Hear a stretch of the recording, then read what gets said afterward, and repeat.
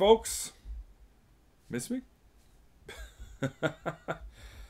Hope you're doing well. Now, I know you were all wondering what was going on with the, me seemingly fading into thin air. I just want you all to know I'm doing fine. Quite well, actually. I could not state this any clearer. I'm doing very well. I know my last video kind of left that up in the air, but on a professional level, I'm just so pleased with how everything is going. I could never express in more certain terms how great my professional life has been developing. On a personal level, I've surrounded myself with such amazing positive influences in my life. I've made great new friends and acquaintances. I've strengthened old friendships and family ties. And all of this has really brightened up my day-to-day life and my general outlook on things. Friendships are one of those things that, when done right, pay dividends in the most unexpected ways. And it's been great. On a romantic level, well, that hasn't changed much. But at this point, it's just the recurring joke that has been repeated so many times. I've actually warmed up to it, and I learned to chuckle and smile at it. To be fair, though, I live in a time and a geographical location where good-looking women aren't hard to find or to run into, during my day-to-day life. At the very least, it's nice to have a great view and great-looking people to spruce up my day-to-day scenery. But all in all, I'm rather glad in the year 2019. What a time to be alive. Now, don't get me wrong, there are plenty of things wrong with the world, and I definitely have been too busy enjoying the view and smelling the roses of life to discuss it as of late. But as always, every time I take an extended period of time to be away from doing the show, when I finally do come back, there's always plenty of stuff to talk about. A lot of the times, so much stuff has happened that I sometimes don't know where to start. But it's a good problem to have, because then I have plenty of stuff to discuss. Which means, with roughly 3 months left in 2019, I still have time to deliver on an amazing Season 5, and I'm going to. So enough delays, because it's time for another installment of Another Point of View. Happening now. Sort of. So in case you didn't know, right now in Hong Kong, there have been a series of anti-government demonstrations, riots, and protests going on. And these have been happening since June of this year. Now, normally, this is the part where I go into great detail about the historical past of the country before coming to the current situation. And I will admit, Hong Kong's history, specifically in relation with the rest of mainland China, is a lot more complicated and nuanced than I could ever do justice. But let's look at what led to where we are now. So China has a very interesting history to it. For the most part of their history, it has been that of a nation which viewed itself so technologically advanced and ahead of the curve that even though it generally did engage in trade with other countries or groups, it mostly kept to itself. The geography of China played a factor in this as well. In the east of China, for example, you have the Pacific Ocean and, the various seas. To its north, you have the tundras of Siberia and, of course, the Mongol hordes. To its south, you have the untamed wilderness of Vietnam, Laos, and so on. And to the west and northwest, you had mountains and deserts, and just essentially China was this nation with so many different environment types and so many natural barriers that prevented expansion beyond certain points. And it's just so vast that oftentimes it was just difficult to manage with one central government. But the geography of China also made it difficult for it to be conquered as well. As the quote by Bernard Montgomery goes, rule number 2 in the Book of War, quote, do not go fighting with your land armies in China. It's just not a good idea. Though, as a side note, Genghis Khan is probably the major exception to that. But it was for this reason, generally, that much of Chinese history is littered with stories of emperors who ruled over a corrupt or incompetent government, which often led to revolts, internal conflicts between regional warlords in China before eventually someone reunited the country under a new dynasty. But despite the internal conflicts, China was also a nation of great resource wealth, which is why it traded with other nations, but usually didn't get involved with their politics and their squabbles. Early China, despite all the trading and, the famous Silk Road, was very much not keen with getting close with outsiders. They just viewed the rest of the world as uncivilized barbarians. The Mongols likely played a huge part in forming that view, but yeah, they saw outsiders as barbarians who bought their goods in exchange for precious silver and gold. Isolationist is not an accurate description for them, but protectionist definitely comes to mind. They did build a great wall after all. I can't think of a more obvious indicator of a protectionist country. Eventually, though, China found itself getting merchant ships traveling from Europe by the time the 1500s came about. This was, of course, during the age of exploration and colonization. It was primarily the Portuguese at first, but by the 1800s, China was trading with various European powers. But in order to maintain control of inflows and outflows of trade, all trade with non-Russian European ships was greatly regulated and even at times restricted to certain ports. The British in particular found it very aggravating that they had a high demand for Chinese commodities, like tea for instance, but the Chinese didn't really care about their industrialized goods, which meant they risked a trade imbalance. So to offset this, the British smuggled in opium to sell to the Chinese. This, of course, led to a growing opium addiction crisis in China, so the Chinese responded in 1839 by destroying opium stockpiles and halting all foreign trade. The British decided to respond militarily and thus started the First Opium War, which is also known as the Anglo-Chinese War. The British won, and by the time the Treaty of Nanking was ratified in 1842, the United Kingdom was given control of Hong Kong Island. Then, in 1856, the Second Opium War broke out because the British were still exporting opium into mainland China because, nothing had changed. And the Qing dynasty of China thought this war would end differently. But it didn't. And China was soundly defeated, ceding more territory to the British around Hong Kong Island, which became incorporated into Hong Kong.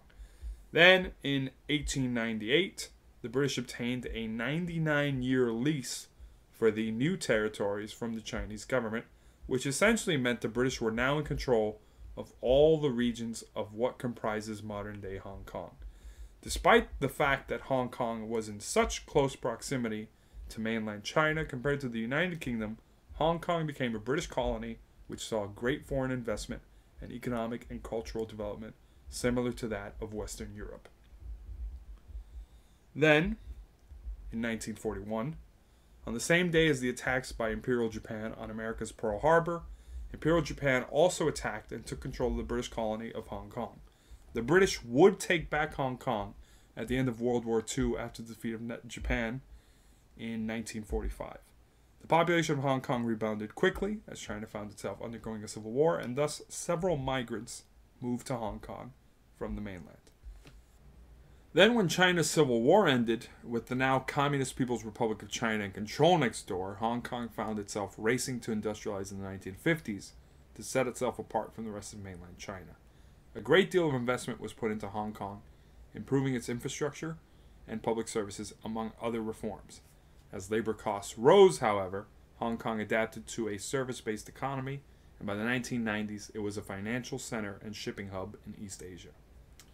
By the time the end of the 99-year lease of Hong Kong was set to end, it had already been agreed upon by the British and China in 1984 that Hong Kong would be governed under the one country, two systems policy after it was transferred as a sovereign state to Communist China. The agreement meant Hong Kong would keep its economic and political systems in place for 50 years after the transfer, which was beneficial for their autonomy. So, in July of 1997, control of Hong Kong was transferred to China, with Hong Kong's autonomy guaranteed until 2047. Following the transfer in 1997, Hong Kong was affected by several different problems.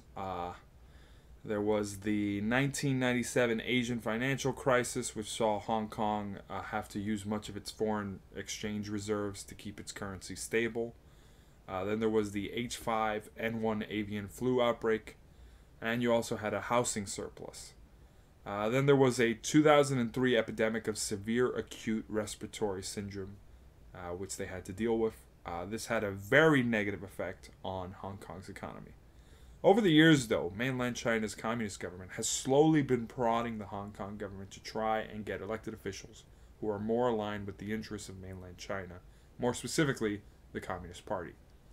The most overt attempt was them implementing the nominee pre-screenings, which would occur before allowing chief executive elections in Hong Kong. This was proposed in 2014. This proposal led to what is now referred to as the Umbrella Revolution, though it really was just a series of protests in the late 2014 by people in Hong Kong concerned with trying to maintain Hong Kong's autonomy. It wasn't much of a revolution. But those fears of mainland China infringing on Hong Kong's regional autonomy were renewed in June 2019 when the... Oh boy, this is a long one. When the Fugitive Offenders and Mutual Legal Assistance in Criminal Matters legislation bill was proposed to amend Hong Kong's current Fugitive Offenders Ordinance. The summarized explanation regarding what the protests are about is: citizens of Hong Kong are worried it will open up Hong Kong's legal system to mainland China's legal system by making extradition to mainland China easier. This is particularly concerning because mainland China does not have a great track record of protecting fundamental rights. Since June, the protests have turned more violent over time, but they've gotten results. The extradition bill was promised to be withdrawn by Hong Kong's chief executive, Carrie Lam. This occurred back in September. But this whole situation seems to have emboldened Hong Kong's demonstrators to realize they need to draw a line in the sand now with mainland China. They're calling for the implementation of universal suffrage. They want to deal with police misconduct during the protests. And some even want Carrie Lam to step down as chief executive due to suspicions of her having sympathies leaning towards mainland China's interests. The situation with the demonstrations have only worsened, though, because especially after October 1st, during the 70th anniversary of the People's Republic of China, an 18-year-old protester was shot by police. And this has only emboldened the movement to get more active. But Hong Kong's police aren't backing down either. But what are my thoughts on the situation? Honestly, I think Hong Kong is in a very difficult situation. China has the military strength to stamp out any true independence movement if this turned into an armed rebellion. And that's just because they have this overwhelming numbers advantage.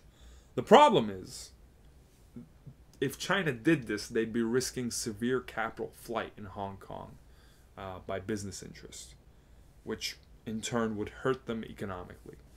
Really, though, mainland China could just keep playing the waiting game for 28 more years. And then, when 2047 happens, they can just toss aside the one country, two systems policy.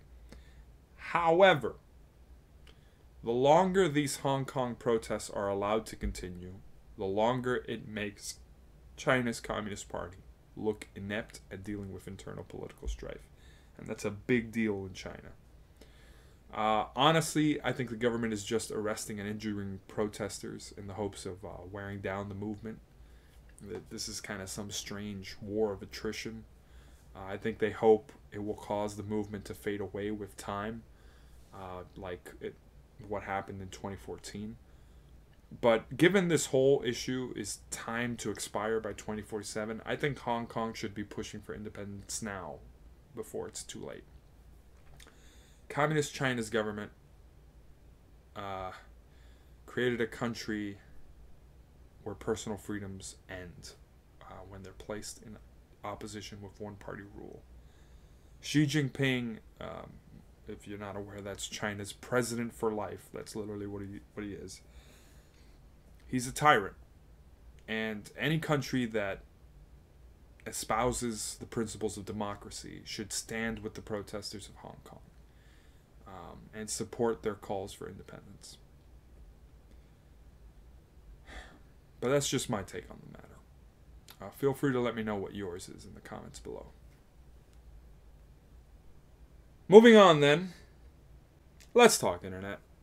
So this is a random tidbit of information about me, but I place a great deal of value on people or things that make me genuinely laugh. The ability to laugh at something or find humor in life is pretty great. I don't know how people without a sense of humor could ever get by in life, because life is pretty tough. For starters, we're all going to die. Eventually. It's just a grim reality. Everyone alive, or everyone who has ever lived, has had this reality looming over them. At any given moment, it could all end. And that's just sobering.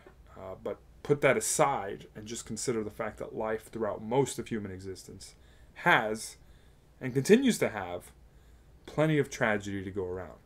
You don't even have to go far to find it in today's interconnected world. Just go on to a news site and you'll be informed of plenty of tragic events occurring. Which is why I wanted to use this segment to thank the internet for its hilarious content. I know, that was... what a hell of an intro, but... more specifically, I want to dedicate this segment of appreciation to one individual in particular that, as of late, has truly been churning out brilliant comedy. Whether it's intentional or not is anyone's guess, but this man is a legendary troll. Whether you disagree with what he stands for or not, you cannot deny there is comedy to be found in what he does. I am referring to, dear internet, to the American president, Donald John Trump. Yep, I can already see the dislikes coming for this video, but I don't care. The man has this incredible way of just giving public figures who really should have thicker skin such a verbal thrashing in such comical ways.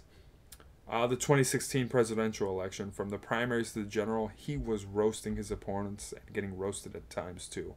And it was comedy gold at times. Let's not forget, at one point during the Republican primaries in that election cycle, he was going back and forth with Marco Rubio, who was or is a senator from the U.S. state of Florida. And at one point, Trump had to address the fact that he doesn't have small hands or a small something else either. And who could forget how he absolutely embarrassed Jeb Bush? Hell, Trump even has a webpage where he makes fun of Hillary Clinton being U.S. president. It says Hillary Clinton for president, and then it says, oops, cannot. The page you're looking for doesn't exist.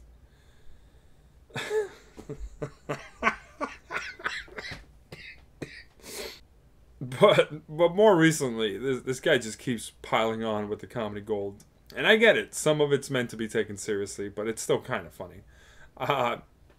Trump, if I'm not mistaken, is currently engaged in a bit of a dispute with Denmark because it recently was disclosed that he was having discussions with officials in his administration about buying Greenland.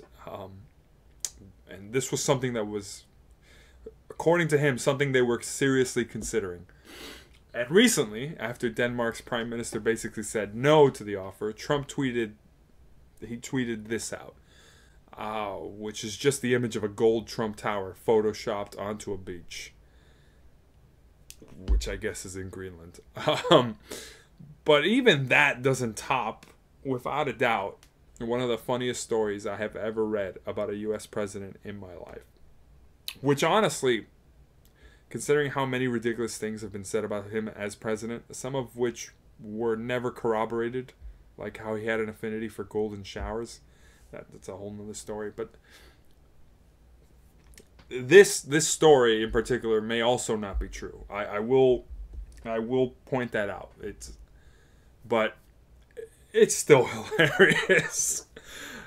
So at some point, Trump is rumored to have suggested during a briefing. Sorry, I'm losing my. Just listen. So during a briefing, Trump suggested, or he's rumored to have suggested, that the U.S. should use a nuclear bomb to stop hurricanes. Now, let me be clear. Axios may be making this story up. And I highly doubt Trump's advisors would ever let him unilaterally try out his idea if he did actually float it. But the idea of a president responding to one of his advisors and saying, I got it. Why don't we nuke them? That imagery is just too much. And to top it all off, after potential 2020 Democratic presidential rival Joseph Biden issued a statement regarding not being aware of or meeting a Ukrainian energy executive, Trump tweeted, "Look at this photograph," in all caps, along with a video showing Biden in a picture with said executives, with the music in the background being Nickelback. And yeah, the song is Photograph.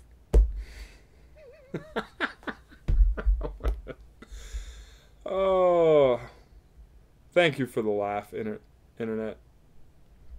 More specifically, though, thank you, Donald Trump. There is just humor in so much of what you do. All right, so for the last portion of the show, I want to briefly say a few words. Traditionally, this is a 3-segment show. I use the phrase traditionally very loosely, though, because it's been a while since Another Point of View was a 3-segment show.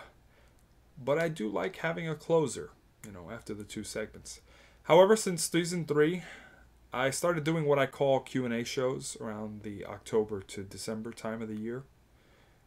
Because of how long my hiatus was, however, and the fact that this show's season had such a late start this year, I want to try to return to still give you all a full season's worth of episode.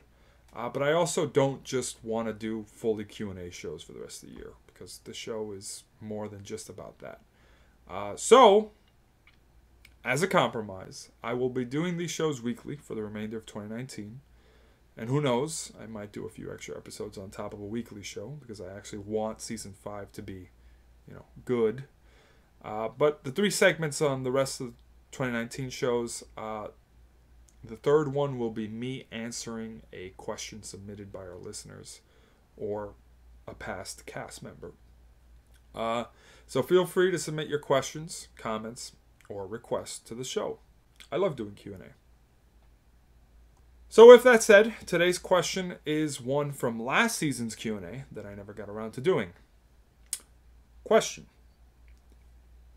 can you end all your Q&A shows with you singing a song? And in parentheses it says, you actually have a nice voice. First off, thanks. When I received that one, late last year, it really made my day. I hope you're still tuning into the show to hear this. But it would be my pleasure to oblige your request for the remainder of this season. I like that it's a general request too. It lets me choose the songs because it's open. That's convenient. So, here goes.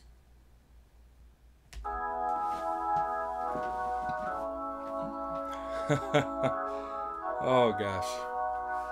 Alright, let's do this.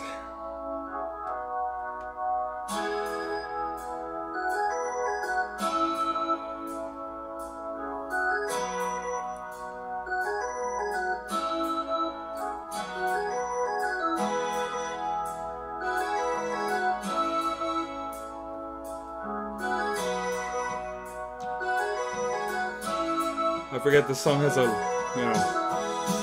pretty big intro, but give it a moment.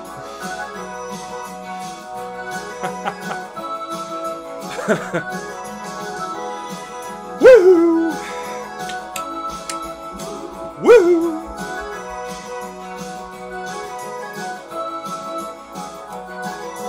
Here comes Johnny saying oldies goldies, be-bop-a-lula, say what I say. Here comes Johnny singing I got a woman down in the tunnels trying to make it pay. He got the action, he got the motion, well the boy can play. Dedication, devotion, turning all the nighttime into the day. He do the song about a sweet loving woman, he do the song about the knife, he do the walk. He do the walk of life. Yeah, he do the walk of life. Yeah. Still got it. Here comes Johnny and he'll tell you the story. Hand me down my walking shoes. Here comes Johnny with the power and the glory. Backbeats, the talking blues. He got the action, he got the motion. Yeah, the boy can play. Dedication, devotion, turning all the nighttime into the day. He do the song about the sweet loving woman. He do the song about the knife. Then he do the walk. He do the walk of life. Yeah, he'll do the walk of life. Woohoo! Oh. Woo!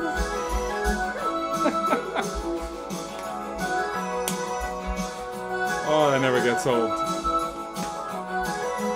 Here comes Johnny singing oldies goldies, be-bop-a-lula, baby, what I say. Here comes Johnny singing I got a woman down in the tunnels trying to make it pay. He got the action, he got the motion, well, the boy can play. Dedication, devotion, turning all the nighttime into the day. And after all the violence and double talk, there's just a song and all the trouble and the strife. You do the walk. Yeah, you'll do the walk of life. You'll do the walk of life. The walk of life. And yeah, that was Dire Straits. Hope you enjoyed it. I did. And